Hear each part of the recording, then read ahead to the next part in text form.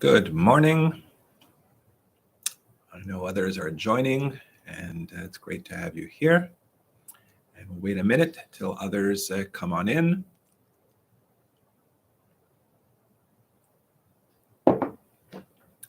Good morning, Estella. Thank you for joining me this morning.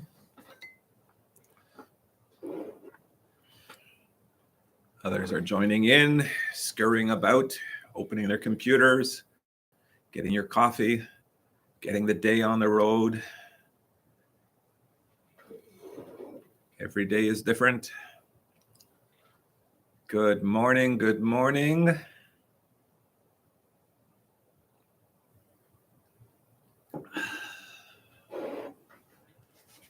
What a beautiful sunny day. Nice day to be out there and about. Maybe a great day. Went last night, big long walk with my daughter's dog, Mika. For a good hour, we walked in Angrino Park. And tell you, when we came back, that dog just laid out on a blanket and was out of it. Looks like I tired her out, and she slept the night through, and we had a quiet evening. So there you go. That's the secret. Take her out for a long walk, and then they'll sleep well. Okay, so I think we're ready to go. So I want to look today at Matthew 21. Maybe this could be a little preview of the upcoming message this Sunday, as we're talking about the triumphal entry. And so I want to talk on the topic of who's in charge. There's this verse in Matthew 21, verse 9, which says, Hosanna to the Son of David. Blessed is he who comes in the name of the Lord. Hosanna in the highest. Hosanna, it means save now. It was a term of praise used to welcome a king. While being a shout of triumph and joy, it was also a cry for help that a crowd made before a king. This was a time, a cry for deliverance from the day of evil. So it says, Hosanna, blessed is he who comes in the name of the Lord. Obviously, it says the whole city was stirred. It was like there was an earthquake of joy, shouting, praise to God for the miracles they had seen. And then to follow all of this, the authority of Jesus was questioned. It's interesting that here he's welcomed as a king, but this is a different kind of king. He's seated on a donkey, and instead of a nice big white horse. And so he comes and he presents himself. And the question is, who's in charge? Do we accept his right to reign? The root of our struggles, our need is to be entirely reconciled to God. Humanity needs to find peace and love and forgiveness and God's power. And so, but our pain and our anxiety is only an indication that we need power from on high over our frustrations, our pain, our limited lives. And so we must be those who now recognize, is he the one that's going to reign? Is he the one that's going to bring peace to our lives? Think of three people who resisted his authority and what happened to them. You remember, of course, Judas, one of Jesus' disciples. I'd call him the opportunist. And Judas probably was there. He was in charge of the finances, as you know, and betrayed Jesus for 30 pieces of silver. At this triumphal entry into Jerusalem, the week before Jesus' death and crucifixion, I can see Judas there crying out, Hosanna, because he would be the treasurer of this new kingdom. I mean, he would have an important position.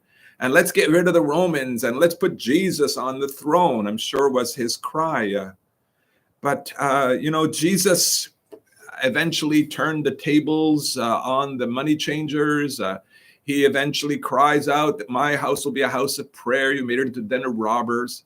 And Judas really didn't understand the kind of authority that Jesus had. that even Jesus would allow himself to be taken after he had betrayed him for money. Maybe he thought Jesus would have a miracle and he'd escape. So Jesus wasn't the type of authority Judas expected. And then we have Caiaphas, the high priest. You remember Caiaphas? He opposed Jesus. I think he had a difficulty with the authority of Jesus. He was jealous. He wanted the accolades and the cheering of the crowds, which Jesus had, but he didn't. Contrary to the law, he asked Jesus the direct incriminating question, "Are you the Christ, the Son of the Blessed?" Jesus responded, "I am." And obviously Caiaphas was out to get Jesus, as if to bring him, he brought in even false witnesses to condemn him. The threat to his authority made Caiaphas both blind and deaf to who Jesus was, and he opposed Jesus' real authority. And then lastly, there is Pilate. Pilate, of course, was the one who was a fearful, embarrassing confrontation with Jesus.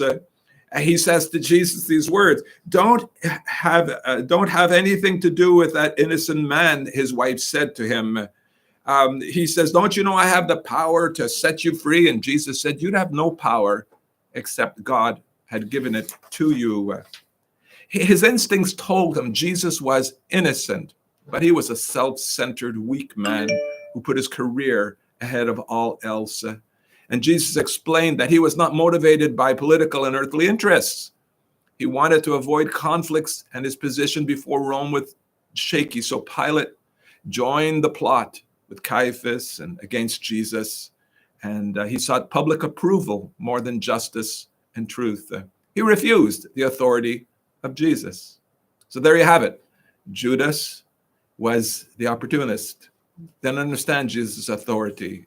And then we have Caiaphas, who was this high priest who was jealous of Jesus, couldn't accept his authority. And then Pilate was too weak to stand up for truth, and so he basically refused the authority of Jesus. The great battle of the ages is that Satan wants to rob Jesus of his right to reign. I guess the question I have for you this morning as you're listening is, who's in charge? Is he the Lord?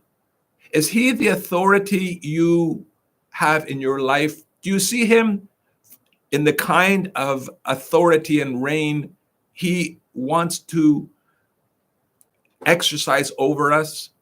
Or are you like Judas or Caiaphas or maybe Pilate? The entry into Jerusalem was in essence his last invitation to men to open not their homes, but their hearts to him. Maybe we're like Judas, the opportunist, using God when we need him according to our schedule and plans.